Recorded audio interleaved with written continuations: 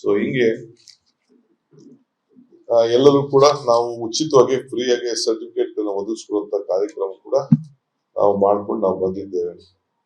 ಇದಲ್ಲದೆ ಒಂದು ಹೊಸ ಪಾಲಿಸಿನ ಗ್ರಾಮೀಣ ಪ್ರದೇಶದ ಜನರು, ವಿದ್ಯಾರ್ಥಿಗಳು, ಮಕ್ಕಳು ಹಳ್ಳಿ ಇದಕ್ಕೆ ನಗರಗಳಿಗೆ ಹೋಗೋದು ತಪ್ಪಿಸ್ಬೇಕು ಅಂತ ಹೇಳಿ CSR ಶಾಲೆಗಳನ್ನ ಪ್ರಾರಂಭ ಮಾಡಬೇಕು ಅಂತ ತೀರ್ಮಾನ ಮಾಡಿದ್ದೇವೆ.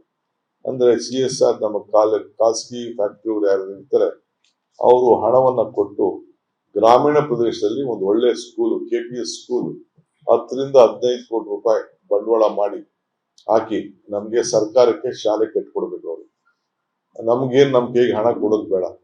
ನಾವು ಜಾಗ 2000 ಸ್ಕೂಲ್ ಜಾಗನ ನಾವು ಕೊಡ್ತೀವಿ ಅವ್ರಿಗೆ. ಅಲ್ಲಿ ಅವ್ರು ಕಟ್ಕೊಂಡು ಅವ್ರ ಹೆಸರು ಇಟ್ಕೊಳ್ಬೇಕು.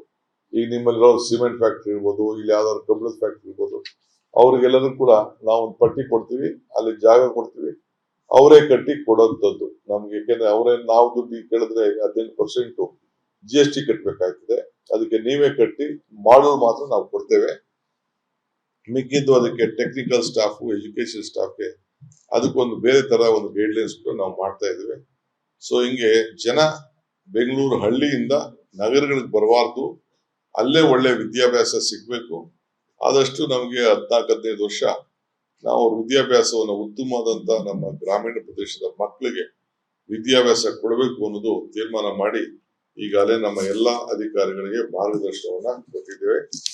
ಇದಲ್ಲದೆ ಈಗಾಗಲೇ ತಮ್ಗೆಲ್ಲ ಗೊತ್ತಿದೆ, ಜನರ ಸಮಸ್ಯೆಯನ್ನ ಆಲಿಸ್ಲಿಕ್ಕೆ, ಕುಂದು ಕೊರತೆಗಳನ್ನ ವಿಚಾರಿಸಲಿಕ್ಕೆ ಒಂದು ಹೊಸ ಇಲಾಖೆ, ಪ್ರಜಾ ಸೇವಾ ಇಲಾಖೆ, ಆ ಇಲಾಖೆಯನ್ನ ನಾವು ಪ್ರಾರಂಭ ಮಾಡಿದ್ದೇವೆ. ಈಗ ಪ್ರತಿ ಮಂತ್ರಿಗಳು ಕೂಡ ಪ್ರತಿ ಕೇಂದ್ರ ಸ್ಥಳಕ್ಕೆ, ಪ್ರತಿ ತಾಲೂಕಿಗೂ ಭೇಟಿ ಕೊಡ್ತಾರೆ. ಒಂದೊಂದು ತಾಲೂಕಿನಲ್ಲಿ 15 ದಿನಕ್ಕೆ ಒಂದ್ಸತಿ ಕಂಪಲ್ಸರಿ ಆ ಜಿಲ್ಲೆಯಲ್ಲಿ ಒಂದು ತಾಲೂಕು, ಉದಾಹರಣೆಗೆ 5-6 ಕ್ಷೇತ್ರ ಬರ್ತದೆ ನಮ್ಮ ಪ್ರಿಯಾಂಕ್ ಅವ್ರಿಗೆ, 15 ದಿನಕ್ಕೆ ಒಂದ್ಸತಿ ಒಂದು ಆ ಕ್ಷೇತ್ರಕ್ಕೆ ಕಂಪಲ್ಸರಿ ಅವ್ರು ಹೋಗ್ಲೇಬೇಕು. ಅವ್ರು ಆಯ್ಕೆ ಮಾಡ್ಕೋಬೇಕು. ಒಂದು ತಾಲೂಕಲ್ಲಿ ಪ್ರಜಾ ಸೇವೆ ಇಲಾಖೆಯಿಂದ ಪ್ರಜಾ ದರ್ಶನ, ಪ್ರಜಾ ಸೇವೆ ಅಭಿಯಾನ ಮಾಡ್ಲೇಬೇಕು. ಅದಕ್ಕೊಂದು ಹೊಸ ಟೆಂಪ್ಲೇಟ್ ರೆಡಿ ಮಾಡ್ತಾ ಇದ್ದೇವೆ, ಫಾರ್ಮೆಟ್ ರೆಡಿ ಮಾಡ್ತಾ ಇದ್ದೇವೆ. ಆ ಪ್ರಕಾರ ಕಾರ್ಯಕ್ರಮ ಮಾಡಬೇಕು. ಶಾಸಕರುಗಳು ಕಂಪಲ್ಸರಿ ಆಗಿ ಹೋಬಳಿ ಮಟ್ಟದಲ್ಲಿ ಒಂದು ಮಿನಿಸ್ಟ್ರಿನೇ ಅದಕ್ಕೋಸ್ಕರ ನಾವು ಸಿದ್ಧತೆಯನ್ನ ನಾವು ಮಾಡ್ಕೊಂಡು ಬರ್ತಾ ಇದ್ದೇವೆ.